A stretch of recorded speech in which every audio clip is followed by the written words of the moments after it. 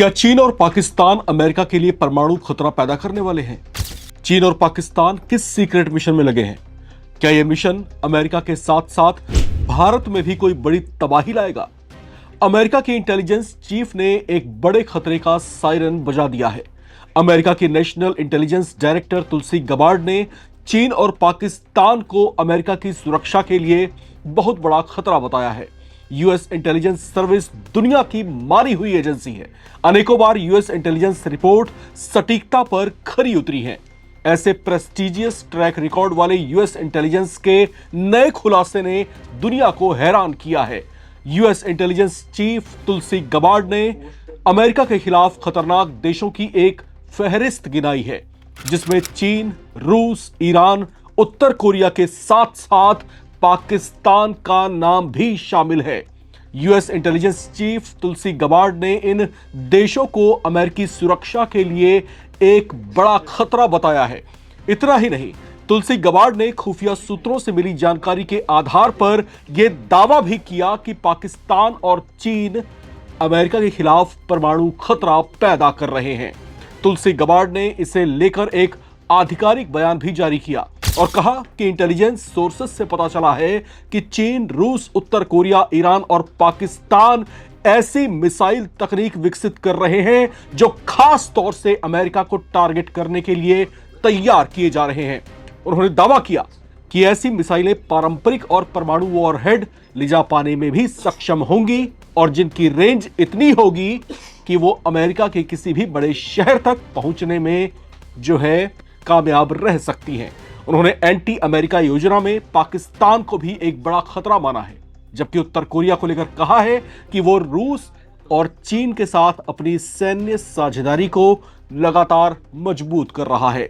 अब अमेरिकी सीनेट में यूएस इंटेलिजेंस कम्युनिटी के खतरे के आकलन पर 34 पेज की वार्षिक रिपोर्ट में इस बात को भी हाईलाइट किया गया कि भारत और पाकिस्तान के आपसी टकराव भी खतरनाक मोड़ ले सकते हैं। हालांकि दोनों देश सीधे संघर्ष शुरू करने से बचते हैं, लेकिन आतंकी तत्वों के खिलाफ खतरों को बढ़ाने वाली परिस्थितियां यहां पर मौजूद हैं। उन्होंने पिछले साल जम्मू कश्मीर के पहलगाम में हुए आतंकी हमले का भी जिक्र किया, जिसके बाद भारत ने ऑपरेशन सिंदूर की शुरुआत कर पाकिस्तान में हमले किए थे। उन्होंने कहा कि उस दौरान दोनों देशों ने एक दूसरे को परमाणु हमले का डर भी दिखाया था। अमेरिका की इंटेलिजेंस चीफ तुलसी गबार्ड ने अपनी वार्षिक रिपोर्ट के आधार पर यह दावा भी किया कि पाकिस्तान चीन के साथ घनिष्ठ संबंध रखता है, ऐसे में वो विश्वास के काबिल नहीं है।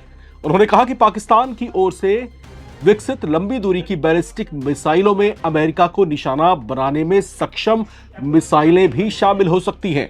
सीनेट खुफिया समिति के समक्ष राष्ट्रीय खुफिया निदेशक गबार्ड ने यह भी कहा कि अमेरिका के लिए वर्तमान में खतरा पैदा करने वाली बैलिस्टिक मिसाइलों की संख्या 3000 से ज्यादा है, जबकि 2035 तक इनकी संख्या बढ़कर 16000 से ज्यादा हो सकती है।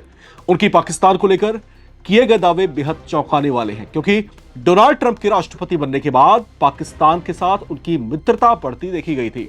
वे पाकिस्तानी सैन्य प्रमुख को खुद लंच पर भी आमंत्रित कर चुके हैं, जिससे ऐसा लगने लगा था जैसे पाकिस्तान और अमेरिका के संबंध ट्रंप शासन में फिर से मजबूत होंगे। लेकिन पाकिस्तान की भूमिका चीन और अमेरिका के बीच एक ढोल जैसी बनकर रह गई है।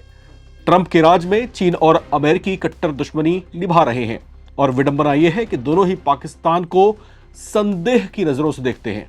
यूएस इंटेलिजेंस की वार्षिक रिपोर्ट में पाकिस्तान को एक खतरनाक देश के रूप में शामिल करना यह साफ साफ जाहिर करता है कि अमेरिका पाकिस्तान को लेकर ना कभी कॉन्फिडेंस में था और ना ही आगे रहने की स्थिति में है।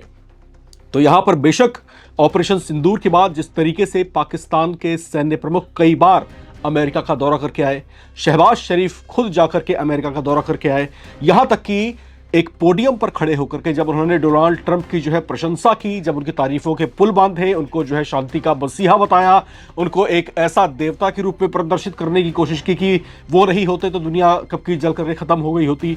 तो कहीं ना कहीं एक तरीके से तलवे चाटने की जो फितरत रही है पाकिस्तान की, वो जो है डोनाल्ड ट्रंप के शासन में कई बार दिखाई दी, और वो भी ट्रंप के शह देने के बाद।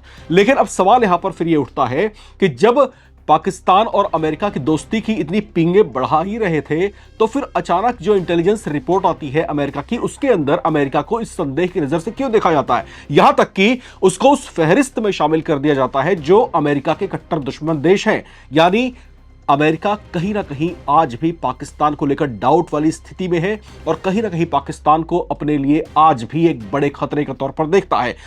वजह इसकी यही है कि चीन के साथ में उसकी जिस तरह की मित्रता रही है, वो कहीं ना कहीं अमेरिका के लिए चिंताएं बढ़ाने वाली साबित हो सकती है। लिहाजा इंटेलिजेंस रिपोर्ट में जो बातें कही गई हैं, वो बातें अमेरिका बेहद गंभीरता से लेगा।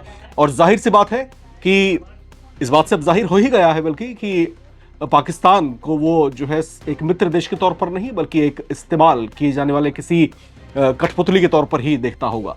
बहरहाल, आप जो है इस पर क्या सोचते हैं? पाकिस्तान की आपकी नजरों में क्या है? अपनी राय लिखकर कमेंट बॉक्स में जरूर शेयर करें। देखते रहें नवभारत टाइम्स।